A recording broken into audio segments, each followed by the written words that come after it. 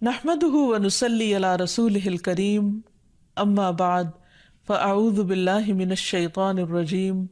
बिस्मिल्लाहिर रहमानिर रहीम रब्बिश्रह ली सदरी व यस्सिर ली अमरी वहलुल उक़दतम मिन लिसानी यफ़क़हू क़ौली। अस्सलामु अलैकुम व रहमतुल्लाहि व बरकातुहू। नाज़रीन, आज हम प्रोग्राम दुआ कीजिए के साथ आपकी खिदमत में हाजिर हैं और हम इंशाअल्लाह रिज़्क़ की कुशादगी के बारे में दुआओं के मुतल्लिक बात करेंगे। हकीकत यह है कि रिज़्क़ के सारे ख़जाने अल्लाह सुब्हानहू तआला के पास हैं और अल्लाह सुब्हानहू तआला अपनी सारी मखलूक को रिज़्क़ दे रहा है और हर तरह का रिज़्क़ दे रहा है, और फिर भी उसके ख़जानों में कमी नहीं वाक़ होती। एक हदीस कुदसी में आता है, अल्लाह ताला फरमाते हैं कि ए तमाम जिन्न व इंस, अव्वलीन व आखिरीन, अगर तुम सब के सब एक चटियल मैदान में, खुले मैदान में इकट्ठे हो जाओ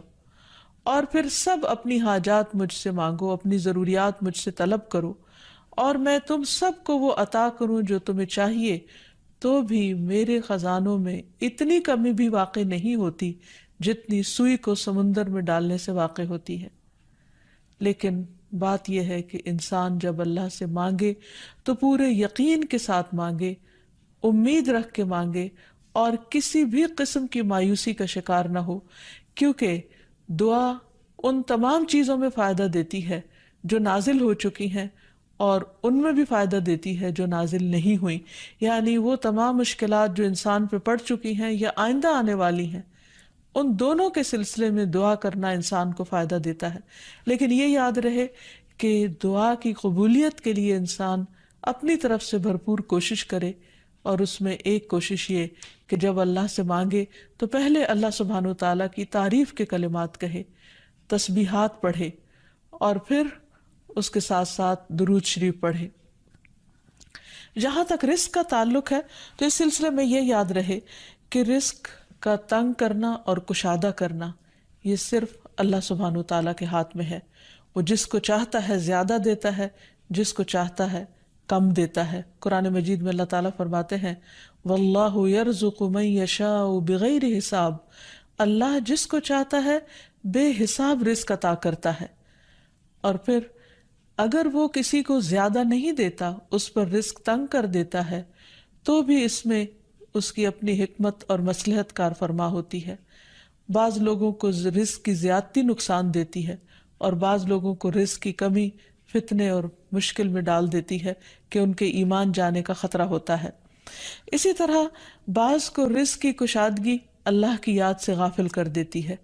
यानी इंसान मुख्तलिफ मिजाज के होते हैं, तो अल्लाह ताला चूँकि बंदों पर मेहरबान है, वो जानता है कि किस बंदे के साथ उसे कैसा मामला करना है, किसे ज़्यादा देना है और किसे कम देना है।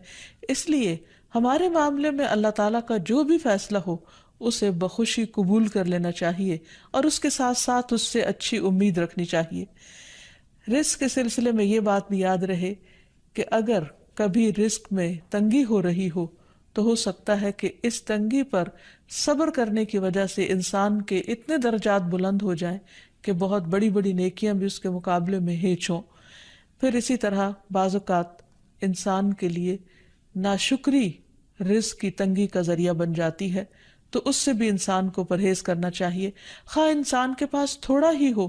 तो भी उस पर अल्लाह ताला का शुक्र अदा करना चाहिए, क्योंकि अल्लाह ताला का वादा है, लइन शकरतुम लअज़ीदन्नकुम, अगर तुम शुक्र अदा करोगे तो मैं तुम्हें और ज़्यादा अता करूँगा। क्योंकि हर इंसान जिसके पास जितना भी है वो अमूमन कमी का रोना रोता रहता है। इसीलिए हमें ये सिखाया गया है कि रिस्क के मामले में हम यानी दुनियावी मामलात में अपने से नीचे वालों को देखें कि उनके पास क्या है। तो इंसान के पास जो कुछ भी हो, इंसान उस पर राज़ी हो सकता है, मुतमईन हो सकता है, खुश हो सकता है और अल्लाह ताला का शुक्रगुजार हो सकता है। और ये हमेशा याद रखे कि असल में अर्रज़्ज़ाक़ तो अल्लाह ताला ही है। इसलिए जब भी रिस्क के मामले में किसी भी किस्म की कोई मुश्किल हो, ऊंच नीच हो, तो फ़ौरन अल्लाह ताला की तरफ इंसान रुजू करे और अल्लाह ताला से खूब खूब दुआएं करे, क्योंकि वो दुआओं का सुनने वाला है, करीबुन मुजीब है, बहुत करीब है और हर बात का जवाब देता है। ایسا نہیں کہ وہ انسان کی دعا کو نظر انداز کر دیتا ہے، اور یہ تو اس کا خود حکم ہے، وَقَالَ رَبُّكُمُ ادْعُونِي أَسْتَجِبْ لَكُمْ، تمہارا رب کہتا ہے کہ تم مجھ سے مانگو تو میں تمہاری دعا قبول کروں گا۔ تو ہمیشہ ہمیں یہ یاد رکھنا چاہیے کہ رزق کی کنجیاں اللہ تعالیٰ کے پاس ہیں۔ فرمایا لَهُ مَقَالِيدُ السَّمَاوَاتِ وَالْأَرْضِ يَبْسُطُ الرِّزْقَ لِمَن يَشَاءُ وَيَقْدِرُ إِنَّهُ بِكُلِّ شَيْءٍ عَلِيمٌ، آسمانوں اور زمین کی چابیاں اسی کے پاس ہیں، وہ جس کے لیے چاہتا ہے رزق کشادہ کر دیتا ہے اور جس کو چاہتا ہے تنگ کر دیتا ہے، بلا شبہ وہ سب کچھ جاننے والا ہے۔ اور پھر تمام مخلوقات کے رزق کی ذمہ داری اسی پر ہے۔ فرمایا وَمَا مِن دَابَّةٍ إِلَّا عَلَى اللَّهِ رِزْقُهَا، اور کوئی جاندار ایسا نہیں کہ جس کے رزق کا ذمہ اللہ کے اوپر نہ ہو۔ کوئی ایک چھوٹی سے چھوٹی چیونٹی اور اس سے بھی چھوٹی مخلوق، ان سب کو وہی کھلاتا اور پلاتا ہے، وہی زندگی دیتا ہے اور زندگی کے اسباب مہیا کرتا ہے، لیکن اکثر لوگ اللہ تعالیٰ کے اس اختیار سے لا علم ہیں۔ اسی لیے اللہ تعالیٰ فرماتے ہیں قُلْ إِنَّ رَبِّي يَبْسُطُ الرِّزْقَ لِمَن يَشَاءُ وَيَقْدِرُ وَلَكِنَّ أَكْثَرَ النَّاسِ لَا يَعْلَمُونَ، کہہ دیجئے بے شک میرا رب رزق فراخ کرتا ہے جس کے لیے چاہتا ہے اور تنگ کر دیتا ہے، لیکن اکثر لوگ علم نہیں رکھتے، یعنی بہت سے لوگ اس حقیقت کو بھول جاتے ہیں، اور جب ان کے پاس زیادہ آتا ہے تو وہ سمجھتے ہیں کہ یہ ان کی محنت کا نتیجہ ہے، یہ ان کی کوششیں اور ان کے سمجھداری ہے جس کی وجہ سے ان کو زیادہ ملا ہے، اور اگر کسی کے پاس کم ہوتا ہے تو عموماً لوگ سمجھتے ہیں کہ یہ اس کی اپنی حماقت اور بے وقوفی کی وجہ سے یا ناسمجھی کی وجہ سے اس کو نہیں مل رہا۔ حالانکہ بعض اوقات اللہ سبحانہ وتعالیٰ انتہائی ناسمجھ لوگوں کو بھی بہت کچھ عطا کر دیتا ہے، اور بعض اوقات بہت زیادہ پڑھے لکھے سمجھدار عقل مند لوگ اپنے 2 وقت کے کھانے کے لیے بھی پریشان ہوتے ہیں۔ حقیقت یہ ہے کہ اللہ سبحانہ وتعالیٰ جسے چاہے خوب نوازے، اور دینے سے اس کے خزانوں میں کوئی کمی واقع نہیں ہوتی، اور یہ اس کی اپنی مشیت اور اس کی اپنی چاہت ہے۔ وہ چاہے تو اپنے نافرمانوں کو بہت کچھ دے دے۔ ہم دیکھتے ہیں کہ دنیا میں بہت سے لوگ اس کی ذات کا بھی انکار کرتے ہیں، اس کے آگے سجدہ بھی نہیں کرتے، اس کی راہ میں کچھ صدقہ خیرات بھی نہیں کرتے، لیکن اس کے باوجود ان پر رزق برستا ہی چلا جاتا ہے، کیونکہ اللہ سبحانہ وتعالیٰ ان کو ڈھیل دیتا ہے۔ پھر اسی طرح اللہ تعالیٰ نے ہر ایک کا چونکہ رزق مقرر کر رکھا ہے، تو جن کے حصے میں زیادہ دیا یا زیادہ رکھا ہے، وہ ایسا نہیں کہ ضروری طور پر ان کی کسی نیکی کی وجہ سے ہی ہو، وہ اللہ تعالیٰ کی تقسیم کی بنا پر ہے، اللہ تعالیٰ کا اپنا فیصلہ ہے جو اس کے حکمت پر مبنی ہے، جسے انسان نہیں جانتے، کیونکہ اللہ تعالیٰ نے ہر انسان کا رزق مقرر کر رکھا ہے، اور جو انسان کے مقدر میں ہوتا ہے وہ اس کو مل کر رہتا ہے۔ اسی لیے جابر بن عبداللہ کہتے ہیں کہ اللہ کے رسول صلی اللہ علیہ وسلم نے فرمایا، اگر ابن آدم اپنے رزق سے اسی طرح بھاگے جس طرح موت سے بھاگتا ہے، تو بھی رزق اسے اسی طرح پالے گا جس طرح اسے موت پا لیتی ہے، یعنی اس کا رزق اس تک پہنچ کر رہے گا۔ اس سلسلے میں ایک بہت اہم بات یاد رکھنے کی ہے کہ انسان رزق کے معاملے میں ہمیشہ اللہ تعالیٰ کی طرف رجوع کرے، اور کسی بھی پریشانی کی صورت میں غیر اللہ کی طرف رجوع نہ کرے، یعنی اپنے دکھ، تکلیف، پریشانی، اس کا داستان، اس کے بپتا صرف اللہ تعالیٰ کو سنائے، اسی سے دعائیں مانگے، اور یہ مت سمجھے کہ اللہ تعالیٰ نہیں سنتا تو وہ کسی اور کے در پر جا کر اپنی مشکل بیان کر کے اسے مشکل کشا سمجھتے ہوئے اس سے اپنی حاجات پوری کروا سکتا ہے۔ قرآن مجید میں اللہ تعالیٰ فرماتے ہیں وَاللَّهُ جَعَلَ لَكُم مِّنْ أَنفُسِكُمْ أَزْوَاجًا وَجَعَلَ لَكُم مِّنْ أَزْوَاجِكُمْ بَنِينَ وَحَفَدًا وَرَزَقَكُم مِّنَ الطَّيِّبَاتِ أَفَبِالْبَاطِلِ يُؤْمِنُونَ وَبِنِعْمَةِ اللَّهِ هُمْ يَكْفُرُونَ وَيَعْبُدُونَ مِن دُونِ اللَّهِ مَا لَا يَمْلِكُ لَهُمْ رِزْقًا مِّنَ السَّمَاوَاتِ وَالْأَرْضِ شَيْئًا وَلَا يَسْتَطِيعُونَ، اور اللہ نے تمہارے لیے خود تم ہی سے بیویاں بنائیں، اور تمہارے لیے تمہاری بیویوں سے بیٹے اور پوتے بنائے، اور تمہیں پاکیزہ چیزوں سے رزق دیا، تو کیا وہ باطل کو مانتے ہیں اور اللہ کی نعمت کا انکار کرتے ہیں؟ اور وہ اللہ کے سوا ان کی عبادت کرتے ہیں جو نہ انہیں آسمانوں اور زمین سے کچھ بھی رزق دینے کے مالک ہیں اور نہ وہ طاقت رکھتے ہیں۔ تو اس آیت سے واضح طور پر پتہ چلتا ہے کہ اللہ کے رزق کے خزانے صرف ان کا مالک اللہ ہی ہے، اس کے علاوہ کوئی نہیں۔ اگر اللہ تعالیٰ کسی کو رزق نہ دے تو کوئی اور کچھ بھی نہیں دے سکتا، کیونکہ اللہ تعالیٰ نے ملکیت کے یہ سارے اختیارات اپنے پاس رکھے ہوئے ہیں، کسی اور کو نہیں دیے۔ جیسا کہ ایک اور آیت میں آتا ہے کہ انسان کو اللہ ہی کے ہاں رزق تلاش کرنا چاہیے۔ فرمایا انما تعبدون من دون اللہ اوثانا وتخلقون افکا ان الذین تعبدون من دون اللہ لا يملكون لكم رزقا فابتغوا عند اللہ الرزق واعبدوہ واشکروا لہ الیہ ترجعون۔ تم اللہ کے سوا چند بتوں ہی کی تو عبادت کرتے ہو اور تم سراسر جھوٹ گھڑتے ہو۔ بلا شبہ اللہ کے سوا جن کی تم عبادت کرتے ہو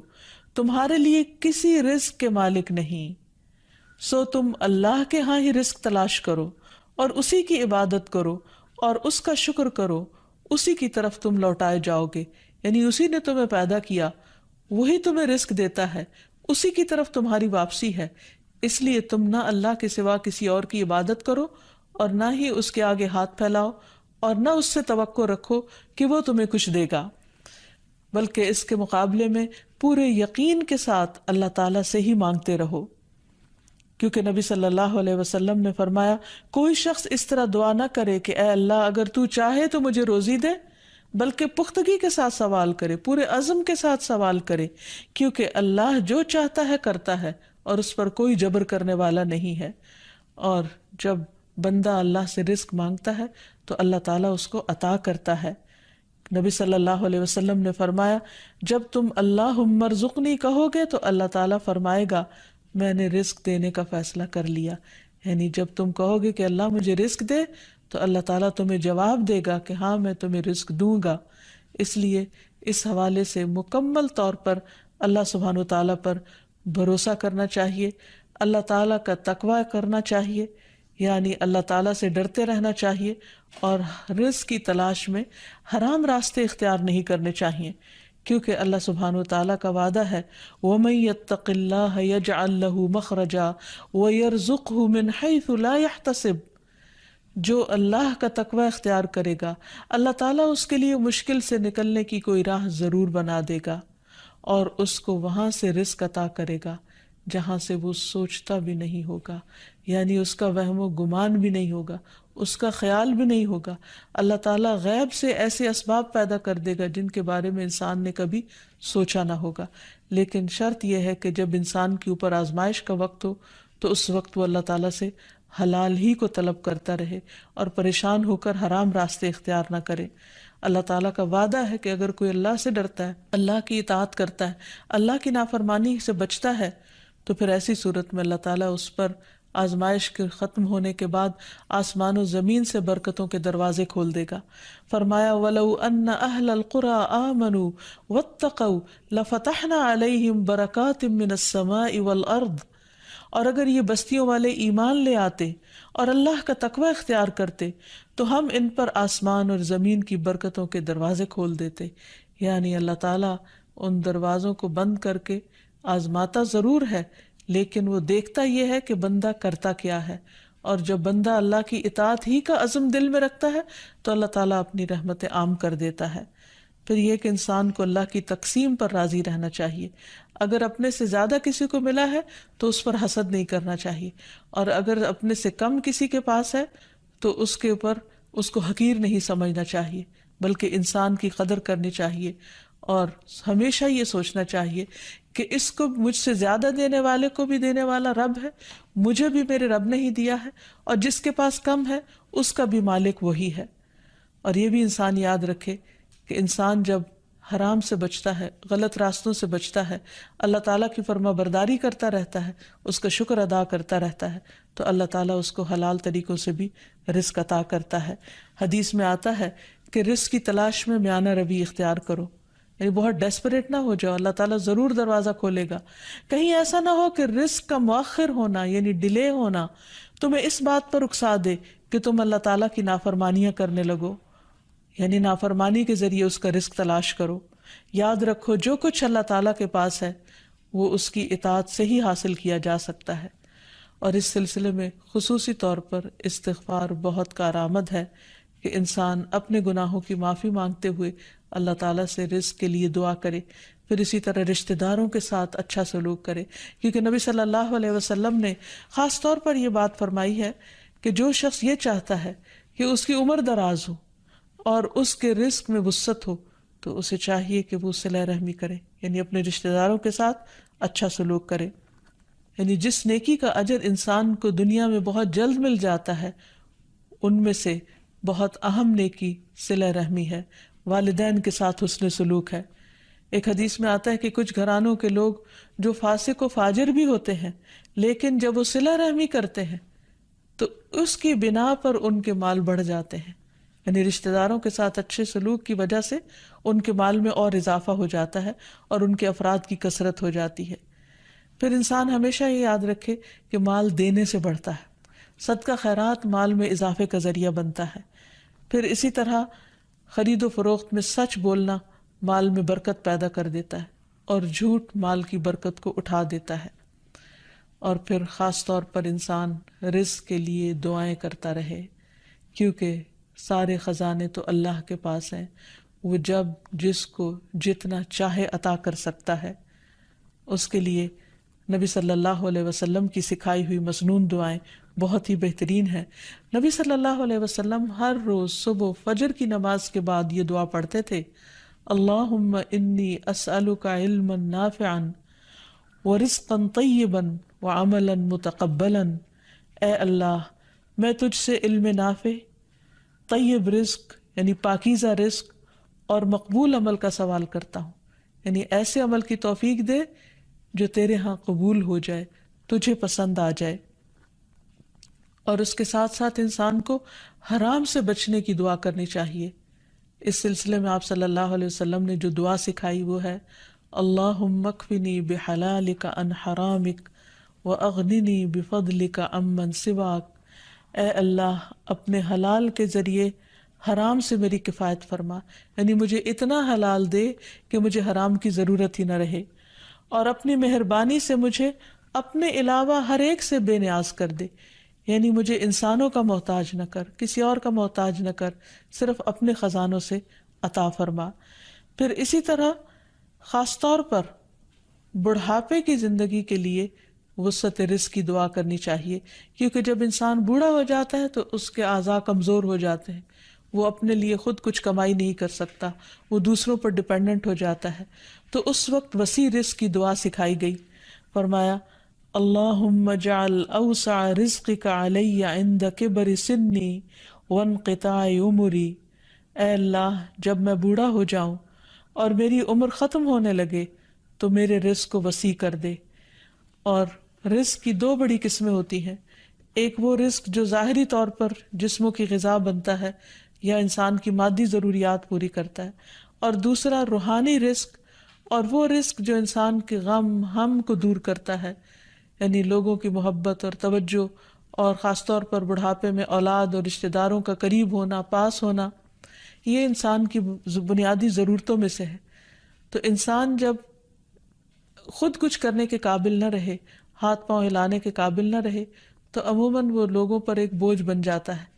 اور یہ چیز انسان کے لیے بہت پریشانی کا باعث ہوتی ہے۔ انسان جب جوان ہوتا ہے، بہت کچھ کما رہا ہوتا ہے،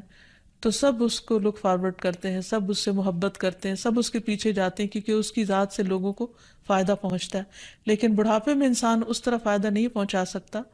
تو پھر انسان کے لیے پریشانی ہوتی ہے، اور اسے تنہائی کا احساس بھی ہونے لگتا ہے، اور اس کے لیے انتہائی اذیت کے دن ہو جاتے ہیں۔ وہ اپنے حسین ماضی کو بھی یاد کرتا ہے، کامیاب زندگی کو بھی یاد کرتا ہے، اور اپنے مستقبل کو بھی دیکھتا ہے کہ موت قریب آ لگی ہے۔ تو ایسے میں یہ دعا بہت فائدہ مند ہے کہ اے اللہ، جب میں بوڑھا ہو جاؤں اور میری عمر ختم ہونے لگے تو میرے رزق کو وسیع کر دے۔ اور جب انسان کے پاس اپنی ضرورت کا ہوتا ہے بڑھاپے میں بھی، تو انسان یکسوئی کے ساتھ اللہ سبحانہ وتعالیٰ کی عبادت اور زیادہ کر سکتا ہے۔ اسی طرح اپنے لیے اور اپنی اولاد کے لیے وسیع رزق کی دعا کرنی چاہیے، جیسے ابراہیم علیہ السلام نے دعا کی تھی، ربنا انی اسکنت من ذریتی بواد غیر ذی زرع عند بیتک المحرم ربنا لیقیموا الصلاة فاجعل افئدة من الناس تہوی الیہم وارزقہم من الثمرات لعلہم یشکرون۔ اے ہمارے رب، بے شک میں نے اپنی کچھ اولاد کو اس وادی میں آباد کیا جو کسی کھیتی والی نہیں، تیری حرمت والے گھر کے پاس، اے ہمارے رب، تاکہ وہ نماز قائم کریں۔ سو کچھ لوگوں کے دل ایسے کر دے کہ ان کی طرف مائل رہیں، اور انہیں پھلوں سے رزق عطا کر تاکہ وہ شکر ادا کریں۔